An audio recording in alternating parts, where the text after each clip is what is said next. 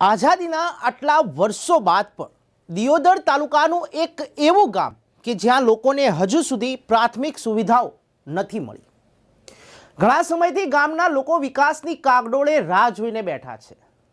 શું દિયોદરના રવેલ જૂના ગામની સરકાર ગ્રાન્ટ નથી ફાળવતી કે પછી સરકાર તો ગ્રાન્ટની ફાળવણી કરે છે પણ વહીવટમાં બેઠેલા લોકો જલસા કરી રહ્યા છે, જેને લઈ લોકોમાં અનેક તર્ક વિતર્ક વહેતા થયા છે અને ગામના લોકો વિકાસને લઈને મીડિયા સમક્ષ આવીને નારાજગી વ્યક્ત કરી રહ્યા છે। પાણીની બહુ તકલીફ છે, ગામમાં આવતું જ નથી પાણી। અમુક ટાઈમે આવે ને અમુક ટાઈમે નથી આવતું, બહુ કાયમી જ રાત રહે છે। કાયમી માટે આવે ને 2-4 દિવસ આવે ને વળે ધીમું આવે ને ઓછું આવે ને। વિકાસના કામ તો અત્યારે તો કોઈ છે નથી। એક આ બોર બનાવ્યો, બોર 12 મહિના થઈ ગયા છે, 12 મહિનાથી બોર હજી એમને પડ્યો છે, કોઈ ચાલુ કર્યો નથી। બીજું બાકી મારા દુમાદરા વાસમાં ગોમડી છે, ગોમડીમાં પાણી તકલીફ પડ્યા ને 12 મહિના છે। દાળી આ વાહનો મારા કૂકવા આવે છે કે પાણી આવતું નથી। સાહેબ ગ્રામ સભા તો મહિને અઠવાડિયે ગ્રામ સભા ભરાતા પાણી માટેના।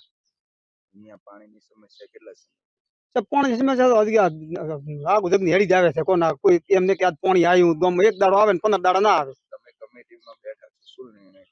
સાહેબ નિર્ણય તો દરરોજ નવો નિર્ણય લે છે કે હવે ચાલુ આપણે પાઇપલાઈન નાખવી છે, કોઈ ગટર લાઈન નાખો, પણ એવું સાહેબ કોઈ બનતું નથી મારે। દિયોદર તાલુકાનું રવેલ જૂના ગામ 5000ની વસ્તી ધરાવતું નાનકડું ગામ છે અને આ ગામમાં સર્વ સમાજના લોકો વસવાટ કરે છે, પરંતુ ગામનું દ્રશ્ય જોઈએ ત્યારે ખબર પડે છે કે કેટલો વિકાસ થયો છે અને કેટલો ભ્રષ્ટાચાર। દરેક વખત ગ્રામ સભા ભરાય ત્યારે ગામના લોકો તેમની રજૂઆતો મૂકતા હોય છે, પરંતુ ગ્રામ પંચાયત દ્વારા તેનો કોઈ ઉકેલ લાવવામાં આવતો નથી। વિકાસ બાબતે આપણે તો એવું કેવું છે કે અમારે મેન તો પાણીની સમસ્યા છે। પાણી બિલકુલ 12 મહિના થઈ જાય અમારે ચકલે પાણી આયા ને પાણી બિલકુલ આવતું નહીં। 12 મહિનાથી હું કાયમી પાણી છોડાવવા આવું છું, હું પાણી છોડાવી દઉં, ઘરે પાણી બધું આવતું નહીં।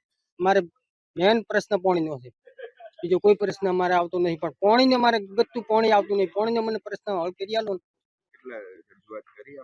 રજૂઆત તો અમે બે જ ને કરે, સરપંચને રજૂઆત કરે, સરપંચ કે કરી આલો એવું કહે છે। 12 મહિનાથી 12 મહિનાથી ગતું મારે ચકલે પાઇપલાઈન નાખી નવી લાખલ થઈ, પણ દરોડો પડ્યા ને 12 મહિના થઈ ગયા। ગામના એક જાગૃત નાગરિકે જણાવ્યું કે ઘણા સમયથી અમારા ગામમાં પાણીની સમસ્યા સર્જાયેલી છે અને છેલ્લા 1 વર્ષથી અમારા ઘરના નળે પાણીનું બૂંદ પણ પડ્યું નથી। અનેક વખત ગ્રામ પંચાયતમાં રજૂઆતો કરી, પરંતુ તેનો કોઈ ઉકેલ આવતો નથી। એટલે અમારી એટલી જ અરજ છે કે અમારા ગામમાં પાણીની સમસ્યાનું જલ્દી નિરાકરણ લાવવામાં આવે। આપશે એમ થઈ રહ્યા છે કે પાણી તો આમ નિયમિત આવે છે, પણ અમુક જગ્યાએ અમુક ટાઈમે કોઈ પાઇપ લીકેજ થઈ હોય અથવા કોઈ અહીંયા લાઇટ બગડી હોય, કાપ હોય, એવા નિયમિત થાય તાર મારે પાણીની સમસ્યા ઊભી થાય છે। અને ગામમાં એમ કે પાણી નથી આવતું। પાણી કાયદાસર આવે છે, નિયમિત આવે છે અને હું માથે ચલાવું છું બોર, બધી લાઈને પાણી વાળું છું, પણ અમુક ટાઈમે આ સંપ એક છે અને બોર બનાવેલ પડ્યો છે, એને ટૂંક સમયમાં હવે ચાલુ કરવાનો છે। સરકારશ્રીનો આદેશ છે ને એના નિયમો પ્રમાણે મારે કામ થઈ જાય છે। હવે બોરનું ટાંકું એક જ છે અત્યારે, અને એ પાણી આવે એટલે ગામને હાલત છે, જેટલા સમયમાં પાણી આવે એટલો સમય હું હાલું, વધારાનું કઈ રીતે પાણી હાલું, એ જે મને અહીંયાથી છોડે એ પ્રમાણે હું ગામને પાણી હાલું છું। અને પાણી પહોંચી વળે છે, અમુક ટાઈમે નથી એ પહોંચી વળતું, એવું થતું હોય છે। અમુક ટાઈમે વળે કોઈ લાઇટ બગડી હોય, ત્યાં કોઈ સંપ બગડ્યો હોય, કોઈ મોટર બગડી હોય, એટલે એના આપશે થાય એના હાટે મારી કોઈ તકલીફ નથી। જે ગામમાં મારે પાણી આવે ત્યારે મારે કાંઈ બગડે તો હમણાં બગડ્યું હતું મોટરની બધું મેં 70,000નું નવું લાઈન નાખ્યું, આખું વાયરિંગ બધું બોડી ધાબલેથી કરી અને નવી વસ્તુ લાઈન નાખી, કોઈ મારે બગડતું નથી ભાઈ। બીજું રવેલ જૂના ગ્રામ પંચાયતના એકલવાયા વહીવટના લીધે ગ્રામ પંચાયત કમિટીના સભ્યોએ પણ બળાપો કાઢ્યો છે। તેમણે જણાવ્યું કે અમારા ગામમાં ગ્રામ સભા ભરાય ત્યારે તેમાં ઠરાવ મૂકવામાં આવે છે, પરંતુ કઈ પેનલ દ્વારા કામગીરી કરવામાં આવે છે તેની અમને પણ જાણ કરવામાં આવતી નથી। અને પાણીની પરબને લઈને કમિટીના સભ્યએ કોન્ટ્રાક્ટરને પણ આડે હાથ લીધો હતો અને જણાવ્યું હતું કે અમારા ગામમાં પાણીની પરબ બનાવી છે, પણ તેમાં પાણી નાખવામાં નથી આવ્યું, જેને લઈને તેમણે જણાવ્યું કે પરબમાં તિરાડો પડી ગઈ છે અને પરબ પણ ફાટવા લાગી છે, જેવી અમને રજૂઆતો ધ્યાને આવે છે. વધુમાં તેમણે જણાવ્યું કે એકતા રાખી ગ્રામનો વિકાસ કરવામાં આવે. આમાં એવું છે સાહેબ કે વારંવાર ગ્રામ પંચાયતની ગ્રામ સભા ભરવાથી અમે વારંવાર બધી જગ્યાનો ઠરાવ આપ્યો છે. મારા વોર્ડમાં વોર્ડ નંબર 1માં મેં પણ રજૂઆત કરેલી એમને કે અહીંયા વટલી ગામડીમાં પાણીનો એક અવાડો બનવો જોઈએ અને લાઈન ક્લિયર કરી અને ગમે તે રીતે ગામડીમાં પાણી પહોંચવું જોઈએ. આવી વારંવાર પંચાયતમાં રજૂઆતો કરી છે આપણે. અને જે તે ઠરાવ કરેલા કામો આવ્યા છે એ કામો આવ્યા પછી અમને કોઈ જાણ નથી.